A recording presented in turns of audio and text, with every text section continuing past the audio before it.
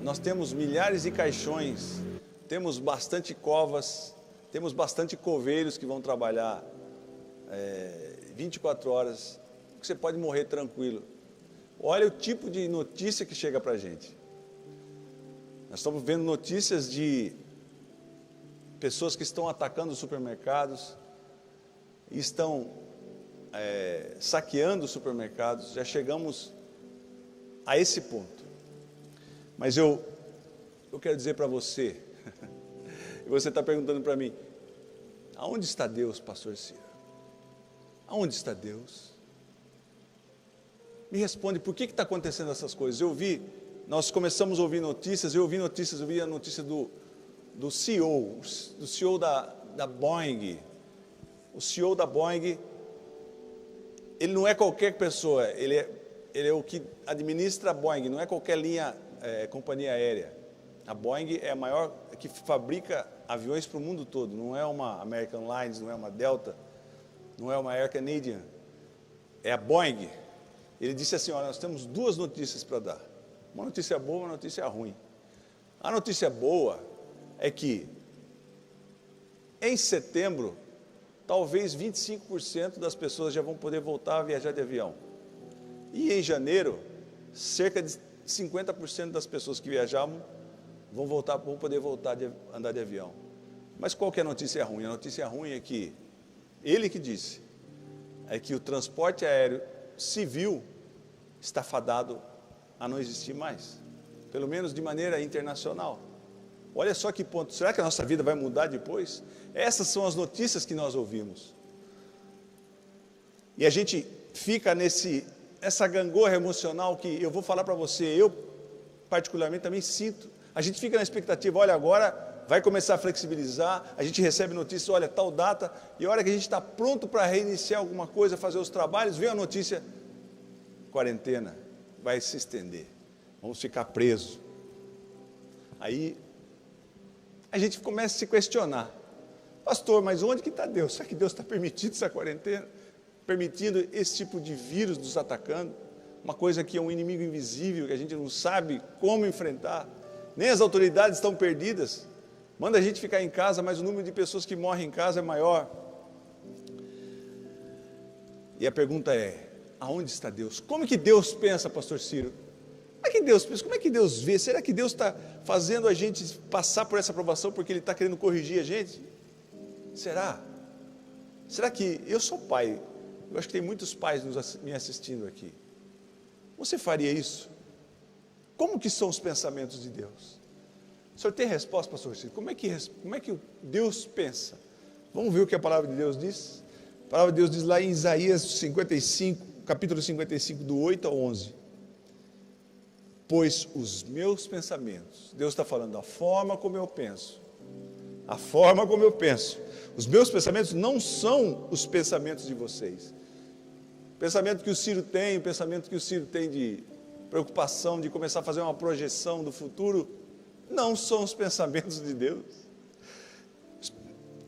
Nem os seus caminhos são os meus caminhos, nem o que você traça, nem os seus planos são os planos de Deus, declara o Senhor. Assim como os céus são mais altos do que a terra, também os meus caminhos são mais altos que os seus caminhos e os meus pensamentos mais altos do que os seus pensamentos. Alguém aqui já deve ter viajado de avião. Eu já viajei de avião, quando o céu está limpo, não tem nuvem, principalmente à noite. Você consegue ver uma cidade, luzes aqui, você consegue... Que altura tremenda, e você imaginar que não tem fim. Essa é o comparativo que Deus está fazendo para a gente ter uma noção de como são os pensamentos de Deus. São mais altos do que o céu. Versículo 10, assim como a chuva e a neve descem dos céus e não voltam para ele, sem regarem a terra e fazem-no brotar e florescer, para ela produzir semente e para o semeador e pão para que o come. Deus está fazendo uma analogia, assim como a chuva. Você sabe que a chuva cai do céu, a neve cai do céu, mas ela rega a terra para fazer brotar e fazer florescer, para produzir semente e para o semeador e pão para o que come. assim também acontece, assim também ocorre com a palavra que sai da minha boca. A palavra que Deus diz é como chuva, que ela vai, ela desce, mas ela irriga a nossa terra seca e faz brotar e florescer e produzir semente para o semeador e pão espiritual, pão para o nosso emocional, para o que come. Assim é a palavra de Deus. Assim também ocorre com a palavra que sai da minha boca. A palavra que sai da boca de Deus, ela não voltará para mim vazia. O que Deus tem falado, os pensamentos que Deus tem, eles não voltam vazios. Mas fará o que desejo e atingirá o propósito para qual enviei. Qual que é o desejo de Deus? Esse é o pensamento de Deus. Como é que Deus pensa, pastor Ciro? Esse é o tipo de pensamento que a gente tem que a gente fica tentando resolver na nossa mente. Como que Deus pensa? Deus pensa dessa maneira. Você está achando que as coisas vão acabar, você está achando que as consequências dessa quarentena, dessa paralisação, vão ter consequências terríveis, que você não vai conseguir administrar. Mas Deus está dizendo que os pensamentos dele são maiores, que os planos dele são maiores, e que os caminhos dele são maiores. Essa é a forma que Deus pensa. E Deus também fala. Como é que Deus fala, então, pastor Ciro? Lá em Romanos, no capítulo 4, versículo 17, diz assim: como está escrito: eu constituí pai de muitas nações, ele é nosso pai, aos olhos de Deus, em que creu, o Deus que dá vida aos mortos. Esse é o nosso Deus que dá vida aos mortos. Pastor, perdi todos os meus clientes. Pastor, minha empresa está falindo. Esse é o Deus que dá vida aos mortos, que faz seus clientes voltarem, que faz um relacionamento voltar ao normal. Esse é o tipo de Deus que nós servimos. Mas o mais importante, e chama à existência as coisas que não existem como se existissem. Essa é a forma que o nosso Deus fala. Todo filho vai falar igual o pai fala. A minha filha, eu pego ela falando frases que eu falo. Será que nós temos falado como o nosso pai fala? Será que nós temos chamado à existência as coisas que não existem como se já existissem? O que é que você tem declarado? O que eu tenho declarado? Puxa, que situação, o mundo vai ser diferente, o mundo nunca mais vai ser igual.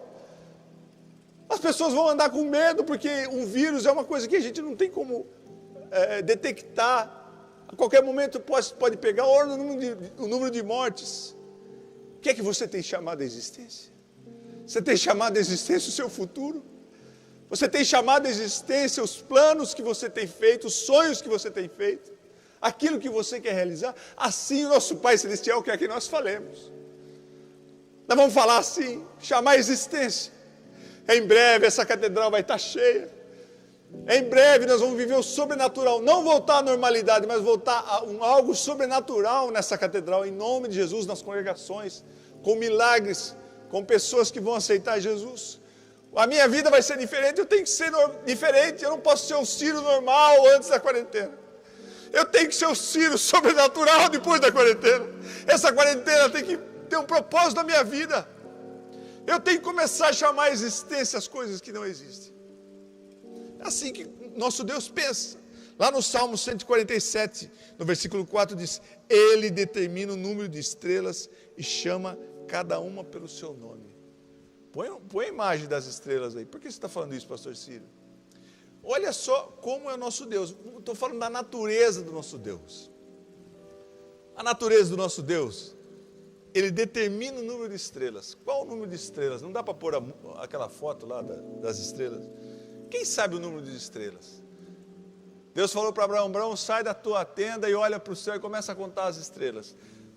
Nós que vivemos aqui na cidade, a gente não tem dimensão do que são as estrelas, porque a luminosidade da cidade não faz com que a gente, olha só, esse é o tipo do céu, quando você vai, por exemplo, você vai no meio quando eu fui lá em Goiás, lá, longe de cidade, a cidade mais próxima era 40 quilômetros. Você olha para o céu e você contempla milhares, é forrado, não tem espaço.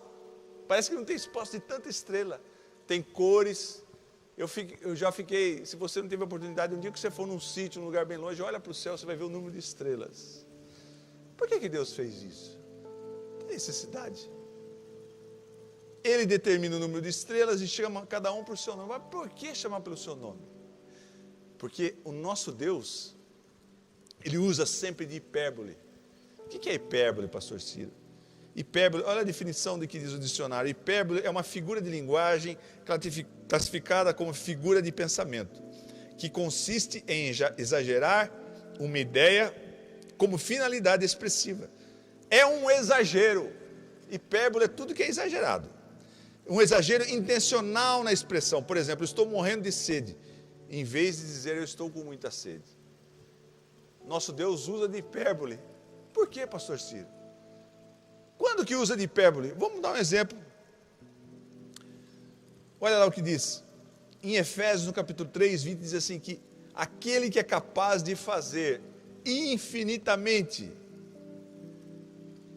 hipérbole, infinitamente, sem fim, mais do que tudo que pedimos e pensamos, de acordo com o seu poder que atua em nós. Outra hipérbole, quando Deus fez a promessa a Abraão, lá em Hebreus, capítulo 6, de 13 a 14, diz assim, quando Deus fez a sua promessa a Abraão, por não haver ninguém superior por quem jurar, jurou por si mesmo, e dizendo, esteja certo de que o abençoarei e farei seus descendentes numerosos. Mas lá no versículo 3 diz assim, que jurou. Mas Deus jurou? Por não haver ninguém superior por quem jurar, jurou por si mesmo. Mas Deus, para que precisa jurar? Para que Deus precisa jurar? Deus não tinha ninguém para jurar para cima dele, ele jurou por si mesmo. Já viu alguém dizendo, eu juro por Deus, usa o nome de Deus em vão, a palavra dele não vale nada. Mas a palavra de Deus não volta vazia. Ele não tinha ninguém por jurar, ele jurou por ele mesmo. Por quê? Para demonstrar que ele faz, para demonstrar que quando ele faz a sua promessa a Abraão, ele está se comprometendo, ele está falando, eu juro por mim mesmo. Ciro, eu juro por você mesmo, por mim mesmo, por você. Eu estou dizendo para você que as minhas promessas, a minha palavra não volta vazia.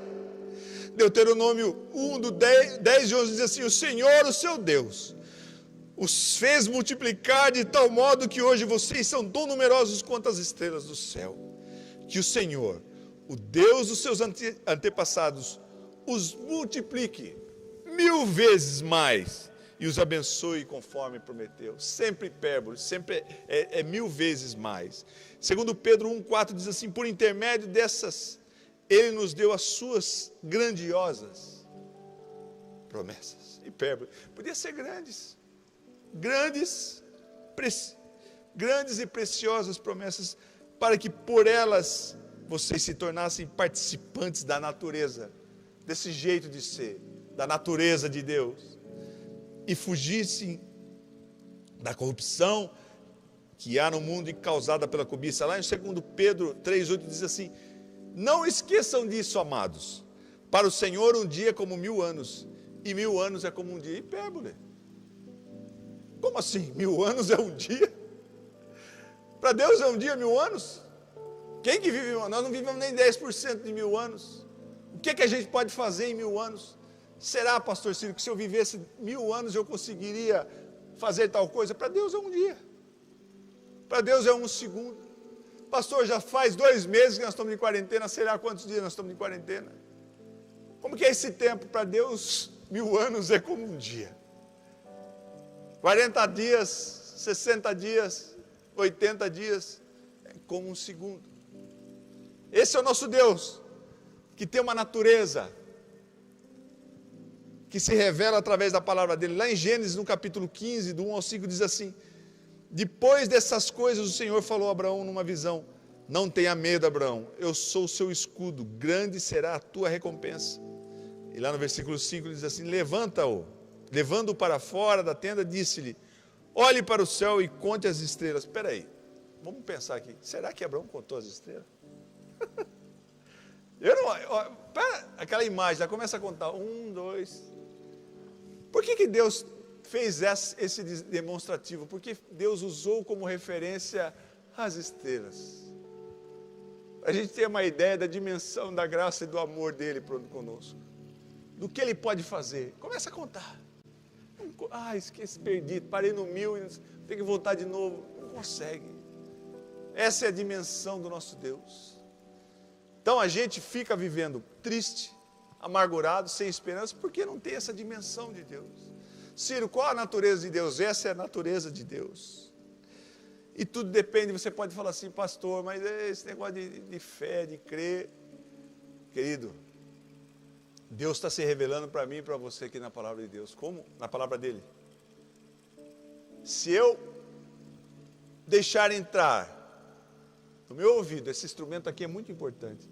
A fé vem pelo ouvir. E ouvir a palavra de Deus. Mas o temor também vem pelo ouvir. O temor vem pela CNN, o temor vem pela Rede Globo, o temor vem pelo YouTube. Tudo que você está ouvindo, o que é que você tem ouvido? Você quer ouvir notícia ruim? Está fácil. Você quer ver quantos estão mortos? Você pode acompanhar simultâneo. Os problemas que estão acontecendo, pastor, o povo já está vivendo um certo desconforto, estão querendo sair na rua e atacar.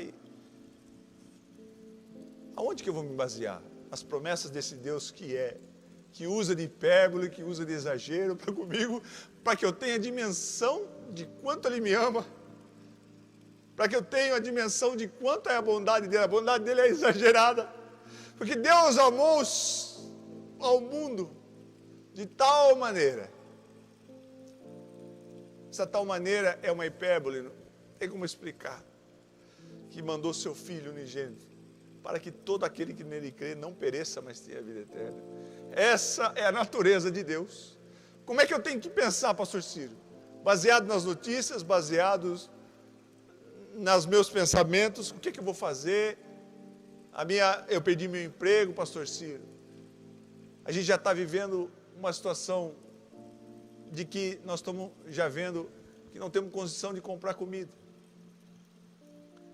A minha empresa, pastor Ciro, eu tive que dispensar todos os meus funcionários, não sei como é que eu vou voltar. Os R$600 que o governo deu já está acabando, pastor Ciro. Vamos olhar para onde? Vamos nos basear onde?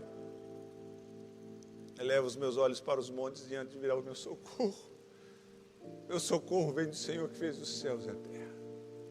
Meu socorro vem do Senhor que criou todas essas estrelas e mostrou para mim que eu contar cada uma, que cada uma vai ser uma bênção na minha vida. Esse é um Deus exagerado. Será que eu posso ter as coisas, pastor Ciro, através da minha fé, através de eu crer e usar a minha fé de maneira efetiva? Aí em Marcos no capítulo 9, versículo 23, Jesus disse, se podes, será que você pode? Ele está fazendo a pergunta. Ele faz a pergunta e ele mesmo responde. Disse Jesus, tudo é possível àquele que crê. Seja na área de saúde, seja na área de finanças, na área emocional, na área intelectual. Esse é o nosso Deus, que age de maneira exagerada, que age com um amor exagerado, que age com uma graça exagerada sobre a minha vida. Nós podemos descansar nesse amor exagerado. Mas pastor, por que estamos passando por isso? Deus te guarde. Salmo 91 diz que 1000 vão cair ao nosso lado, 10.000 à nossa direita, nós vamos ser atingidos. O livro de Salmos também diz que, Salmo 23 diz que o Senhor é meu pastor, nada me faltará. Nada vai te faltar. Amém? Que você entenda como Deus pensa. E que você fale como Deus fala. Como é que Deus fala? Deus chama a existência. Deus chama a existência as coisas que não existem. Chama a existência as coisas que não existissem como se já existissem. Mas não estou vendo nada, não estou sentindo nada. Esse é o tipo de fé que nós temos que fazer. Assim como o nosso papai do céu fala, nós vamos falar assim também. E a maior bênção, a maior prova de amor desse amor exagerado, esse amor que Deus tem por nós exagerado, é que Deus mandou o seu Filho, Jesus Cristo, para morrer por mim e por você. Se não fosse esse ato de Jesus Cristo, nós estaremos numa perdição eterna. Como muita gente que tirou a vida nessa quarentena e não tem esperança, mas nós temos uma esperança eterna em Jesus Cristo. Amém?